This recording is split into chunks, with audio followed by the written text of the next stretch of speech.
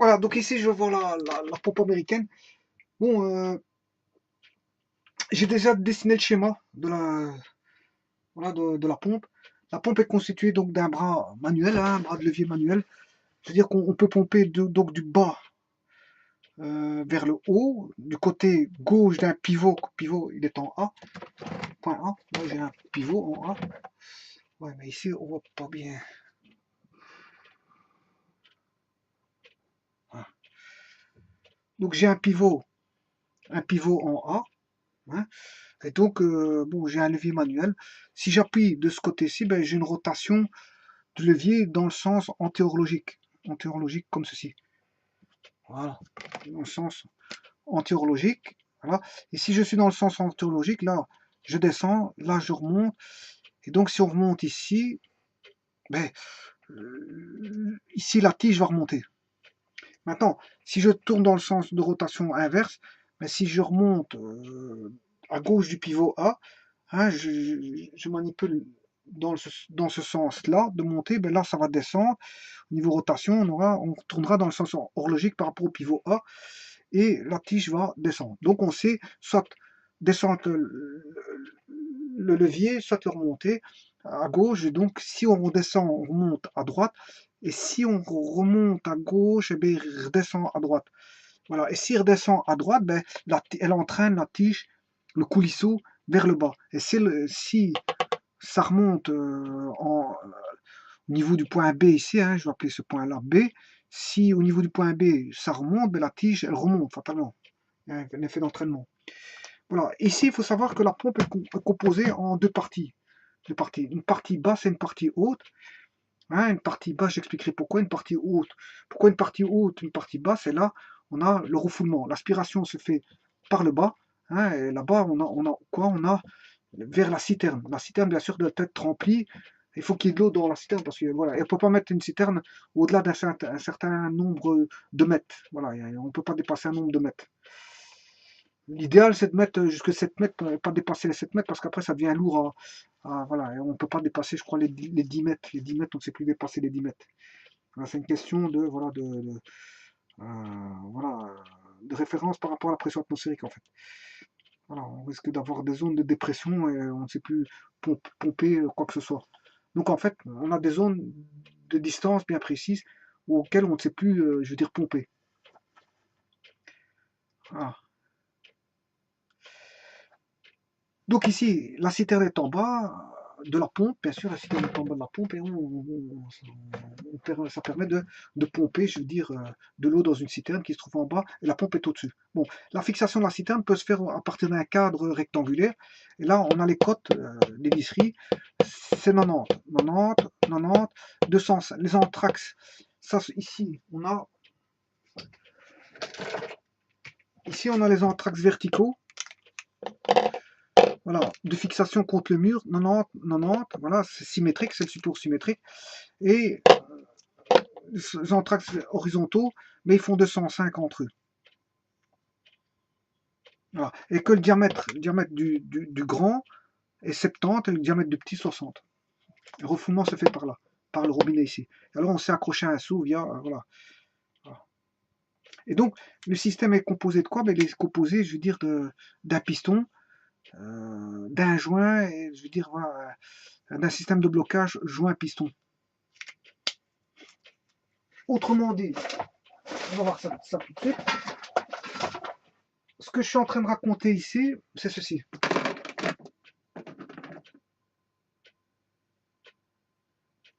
Ouais. On va carton, je vais faire des dégâts.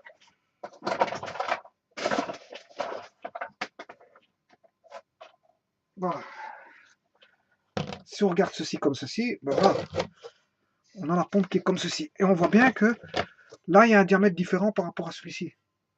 Le diamètre là n'est pas le même que celui-là. Vous voyez, ici, c'est l'entrée de la pompe. Hein, je veux dire qu'elle est tout rouillée, en fait. Hein, elle est tout rouillée. L'entrée de la pompe. Voilà. Et le diamètre. On voit bien qu'il y a un petit diamètre et un grand diamètre.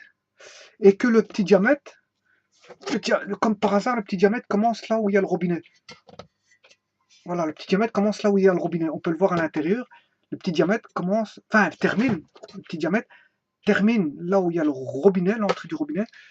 Là on peut voir, hein, le petit diamètre et le grand diamètre commence là à l'entrée du robinet même. Donc au point ici, on a la fin, terminaison du début. La partie basse est là, la partie haute est là. Hein. Donc on a le robinet qui commence ici. Voilà, on peut accrocher un seau, ça c'est le système de voilà. Voilà, et généralement on peut mettre un lavabo aussi. Voilà. Voilà. Donc ici les entraxes de 90.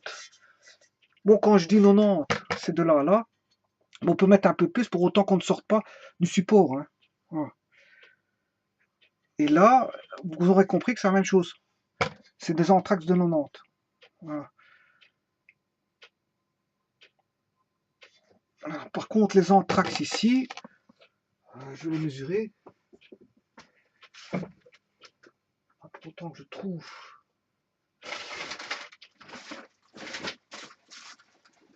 Autant que je trouve une note. Voilà. Voilà, les entraxes ici mesurent. C'est la base. Ici, c'est voilà, on peut aller de voilà 11,5. 11,5, un peu plus. Bon, du moins que ça ne sorte pas d'ici. L'idéal, c'est d'avoir une tangence par rapport à ceci, pour avoir un bon serrage. Ça, c'est par rapport à la base. Bon, la base est constituée de quoi? Ben, j'ai pas la base ici, mais la base est constituée, en fait, il y a une pièce qui vient ici. Là, il y a un joint. Ben, donc, il y a bien sûr un système de fermeture ici, hein, une base fermée qui vient se fermer avec des vis que je vais vous montrer. Des vis comme ceci. Ah, c'est des vis comme ceci. Bon, l'idéal, c'est de créer une entaille ici via une meuleuse d'encre, une entaille. Parce qu'en fait, ici, quand on va remettre la vis, on a un écrou ici. Mais en fait, l'écrou risque de tourner à vide. Et donc, il faut bloquer par un système de... Bon, comment on appelle ça? Pierre, comment on appelle ça? Un système de... une pince qui vient bloquer, par exemple, une pince vis-grip. Ou alors mettre un tournevis avec une entaille ici. On bloque la vis et on vient dévisser l'écrou. Voilà. Parce que la pince vis-grip, c'est pas forcément... Il reste presque plus d'espace ici pour pouvoir la gripper. Donc bon, c'est bien une pince vis-grip, mais bon, c'est délicat. Voilà.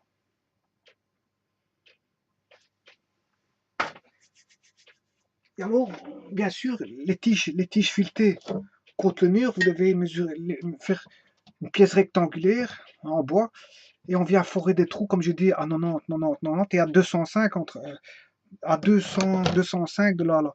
Donc le 205, vous les voyez où ce qui se trouve. Hein. 205, c'est ceci. Donc c'est de là à là. Hein, de là à là, on a 205, de là à là.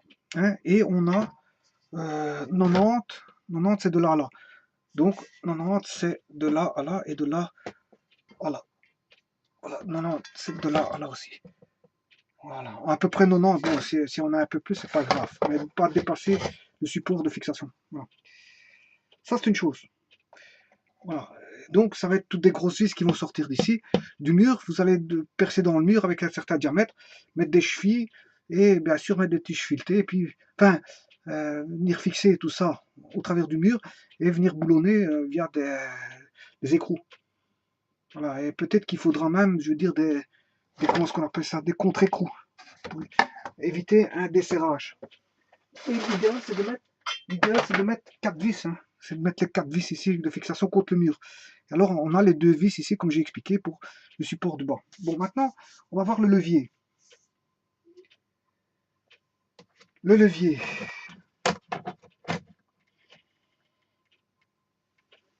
Donc, le levier, voilà. Il se met pas n'importe comment. Le levier, il vient se mettre comme ceci. Pourquoi? Parce qu'il y a une vis de fixation ici. Hein. Une vis de fixation ici, avec un pointeau. Un pointeau. Il y a un pointeau pour venir caler la vis contre un pointeau. On ne le voit pas fort, mais il y a un espèce de petit coup de pointeau qui a été donné. Voilà. Maintenant, concernant, enfin je sais pas si l'on veut, mais concernant le levier, c'est ce qui est dessiné ici. Hein. Voilà, le levier est dessiné ici, vous voyez. Voilà, elle entraîne cette pièce-là. Voilà, on peut la voir ici. Bon, ce qui est fondamental, c'est ceci. Ceci. Normalement, il manque un joint amovible en caoutchouc. Voilà, ici, il y a une bague. Voilà, ici, il y a la vis de... Pour ne plus monter plus haut. Là, ça, c'est le piston que j'ai appelé le piston. Le piston qui était ici. Voilà, il est là. Donc, cette pièce-là, elle vient là, mais il manque un joint. Il manque un joint. Donc, ça, je renferme ça comme ceci. Ça vient ici. Il y a un joint qui vient ici que j'ai perdu. Et je viens fixer la bague contre le piston. Et j'appelle piston le joint ici, en fait. Voilà. Voilà. Et on voit bien que ceci, il y a une étanchéité avec la base. Hein. Vous comprendrez qu'il y a une étanchéité avec la zone basse. La zone basse.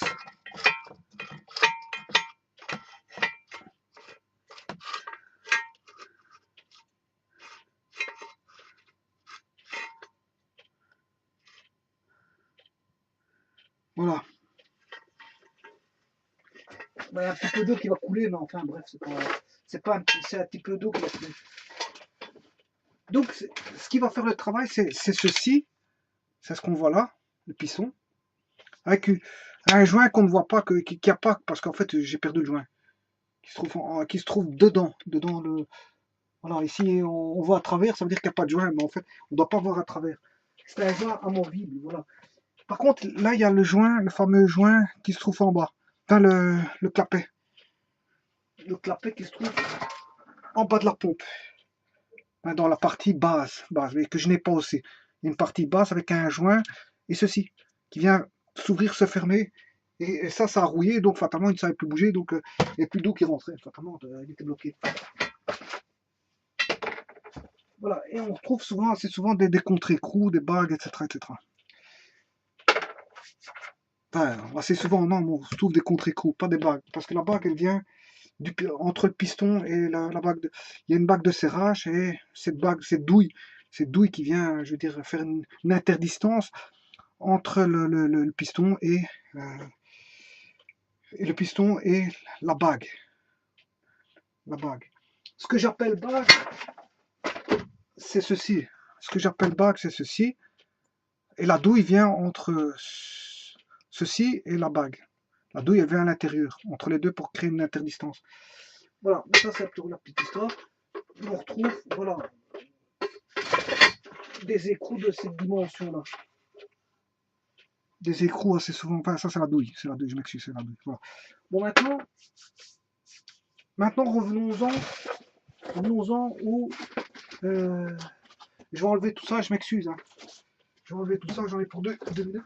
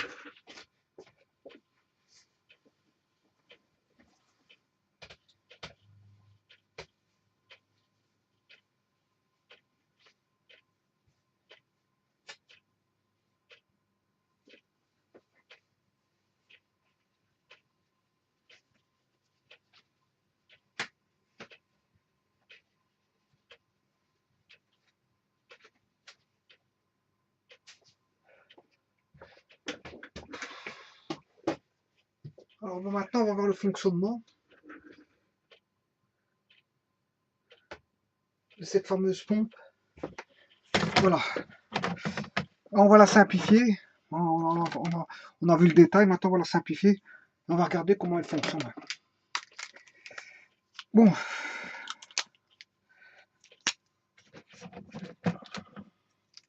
Donc on a la partie haute. On a expliqué qu'on a la partie haute et le robinet qui vient juste au niveau de la partie basse. Et bien sûr ici, bon, on a le clapet qui est ici quelque part. Voilà, le clapet, il est là. Voilà. Et on va dire, je vais mettre que le coulisseau avec ceci, et je ne vais pas mettre la bague, je vais mettre juste le piston et le joint. Pour expliquer, je vais expliquer ça. Donc en bleu, c'est le joint. Bon, alors maintenant, si je pompe, qu'est-ce qui va se passer? Bon, donc il y a de l'eau dans la citerne. Hein. On fait l'hypothèse qu'il y a de l'eau dans la citerne. Si je pompe, qu'est-ce qui se passe?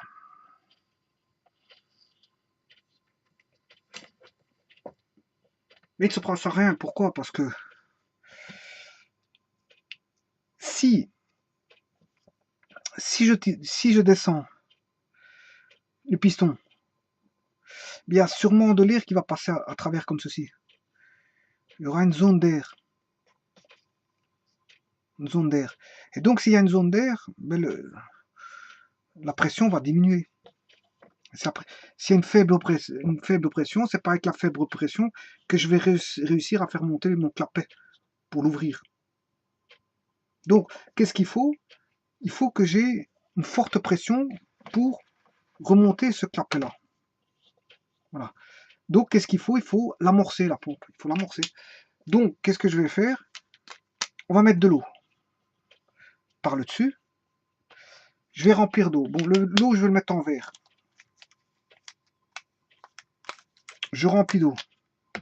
Enfin, je mets de l'eau. L'eau va arriver comme ceci. N'oublions pas qu'il y a toujours notre fameux joint amovible ici. Voilà. Là, cette fois-ci, si je descends, qu'est-ce qui se passe? Ben là, le joint fait étanchéité. Donc elle va emprisonner une zone d'air. Donc, le volume va faire quoi? Il va diminuer. Mais la pression va faire quoi? Elle va augmenter. Donc, je vais créer une zone de pression. La pression va augmenter. Et ça, c'est quand je le descends. Voilà. Maintenant, quand on va le remonter, supposons qu'il est arrivé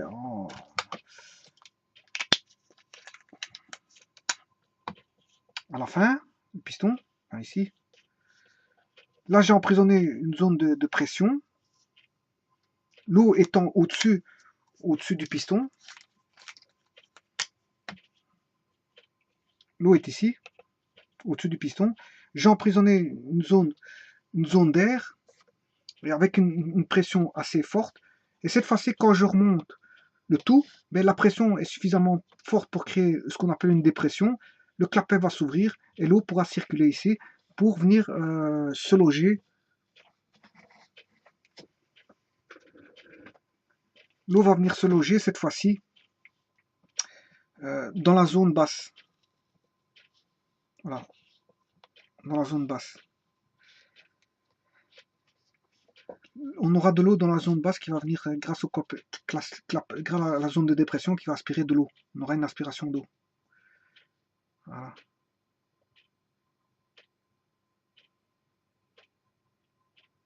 Maintenant, quand le clapet va redescendre, enfin le piston va redescendre, mais celui-ci se referme. Voilà, il va se refermer. Mais en descendant, l'eau va passer au travers du joint. Ouais, parce que je vais forcer le piston à traverser l'eau. Donc l'eau va remonter ici. Voilà. Puis quand je remonte de nouveau le piston, l'eau qui est ici va être entraînée au-dessus. Dans le compartiment haut, et bien dans le compartiment haut, ben, je peux écouler l'eau. Voilà. Et puis je peux faire fonctionner ma pompe. Voilà. de cette manière-là. Donc j'emprisonne l'eau quand je descends. Lui, il reste fermé, hein, je descends. Voilà. Mais quand je remonte, le clapet ici remonte, il aspire de l'eau. Voilà. Et il remplit la zone basse. Et quand je redescends, la fois d'après, quand je redescends, ben, cette eau piégée remonte par le joint amovible, remonte dans la partie supérieure du piston. La partie supérieure. Et quand je vais remonter le piston, en même temps, l'eau qui se trouve au-dessus descend dans le robinet parce que bon, voilà, j'entraîne de l'eau dans le grand diamètre et je piège au fur et à mesure de l'eau dans le grand diamètre, hein, dans le grand diamètre. Donc dans la partie haute, je piège au fur et à mesure de l'eau, puisque j'entraîne de l'eau de la partie basse vers la partie haute à chaque fois. Et l'eau s'écoule par le refoulement ici. On a un refoulement.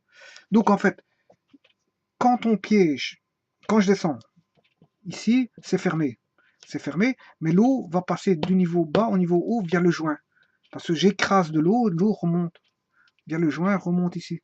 Et je piège de l'eau. Et donc, quand je vais remonter, en même temps, quand je vais remonter, ça va ouvrir le clapet, ça va ramener de l'eau dans la partie basse, mais la partie haut qui était dans la partie haute va dans le refoulement. Voilà, c'est juste ça.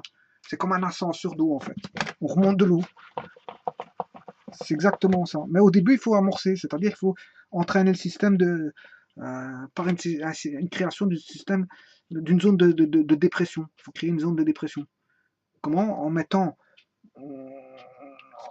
de l'eau au départ, pour ne plus que le joint bouge.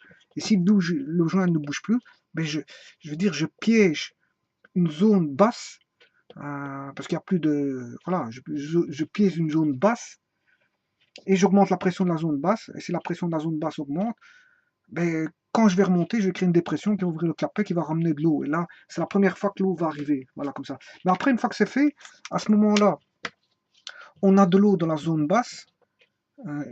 Quand on va redescendre le piston va redescendre, mais je vais écraser cette eau, elle va remonter au travers du joint amovible dans la partie supérieure du piston, et le piston va remonter, va en même temps ouvrir le clapet qui va ramener de nouveau de l'eau dans la zone basse, mais l'eau qui était piégée par le piston remonte dans la zone haute en fait. Et dans la zone haute, on sait bien que juste avant entre la zone basse et la zone haute, juste à la base de la zone haute, ben, il y a le refoulement. Donc il suffit de très peu d'eau ici pour amener de l'eau en sortie. Voilà, donc c'est le volume ici. Et l'eau, comment elle passe de la zone basse à la zone haute grâce au joint amovible. Voilà, on remonte de l'eau comme ceci. Voilà, et on l'entraîne, on entraîne l'eau. Et l'eau, quand elle est entraînée, arrive ici, elle descend. Voilà. Et donc, quand on remonte, il y a deux effets. Deux effets. Un effet d'ouvrir le capet ici, hein, par aspiration. Donc l'eau va dans la zone basse. Et un effet de l'eau qui était dans la zone basse passe dans la zone haute. Enfin, quand on est dans la zone haute, retombe en refoulement. Et que la zone, comment passer de l'eau de la zone basse à la zone haute, ben c'est quand on écrase l'eau, le joint amovible laisse passer l'eau vers l'eau. Voilà, on va dire ça comme ça. Donc c'est une question de piéger. C'est une question de piéger. Voilà, de piéger pour. Voilà. Au départ, c'est une question de piéger, mais après, tout est joué par le joint. Le joint qui fait que quand on va écraser ce joint-là, l'eau va passer au travers, hein, du piston, et le piston va entraîner l'eau qui a été récupérée au-dessus du piston vers la partie haute. Voilà, on va dire ça comme ça. C'est assez clair, je crois que je peux faire plus clair, mais bon, je veux dire, je veux bien encore expliquer encore une fois, parce que c'est vrai que ça mérite une explication.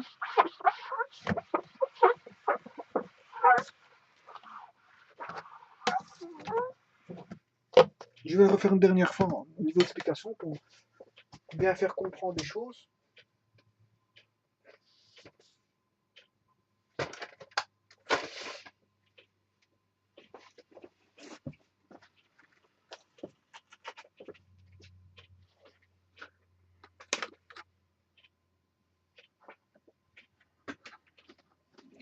je vais prendre un nouveau tableau. Je vais ça aussi. Bon, je vais expliquer à partir de ce tableau aussi. Bon, je vais répéter, hein, pour bien faire comprendre les choses. Donc, cours de pompe divisé en deux parties. Partie haute, avec un certain diamètre qu'on a dit 70, et une partie basse de 60. Autant dire qu'ici, il y a 5 mm pour ramener de l'eau, je veux dire, dans les parties. Voilà. Et là, on a directement l'évacuation d'eau. Voilà, ici, on a 60. Bon. Alors, ici, on a un clapet. Clapet d'ouverture, fermeture. Voilà. Et ici, on a l'arrivée d'eau. Bien sûr, il y a un joint, hein, tout autour, je l'ai dit, il y a un joint pour l'étanchéité de l'eau, pour éviter l'évacuation d'eau à l'extérieur. Mais c'est pour ça qu'on demande de bien refermer de manière axiale la partie basse de la partie, je veux dire, la partie support de la partie basse du volume bas. Voilà, ça c'est le volume, on va dire le corps de pompe volume bas. Corps de pompe volume bas, corps de pompe volume haut. Là, bien sûr, on a la poignée.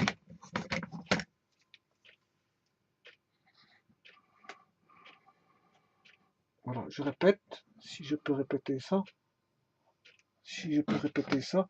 Donc, on a la sortie le refoulement, l'aspiration du bas vers le haut, bien sûr, le refoulement ici, hein, à un certain niveau donné. Bon, on a corps de pompe niveau haut, corps de pompe niveau bas. Et ça, c'est la base avec le clapet. Voilà. Et le système ici est fermé par des visseries. La visserie est bien mettre de manière axiale pour qu'il n'y ait pas une bonne étanchéité et je veux dire pour pas que ce soit de manière fait de manière oblique. Et là, on a un levier qui donne avec un piston et un joint. Voilà. Et le plus important dans l'histoire ici, ben, vous aurez compris que c'est le clapet et le cylindre et le joint rigide et le joint amovible. Le joint rigide, il fait office de piston. Ça, c'est le joint rigide qui se vend séparé pas en magasin. Et le joint souple qui est fermé, bien sûr, je vous l'avais expliqué. Avec, on met ici une douille. Et bien sûr, on met un, comment on appelle ça,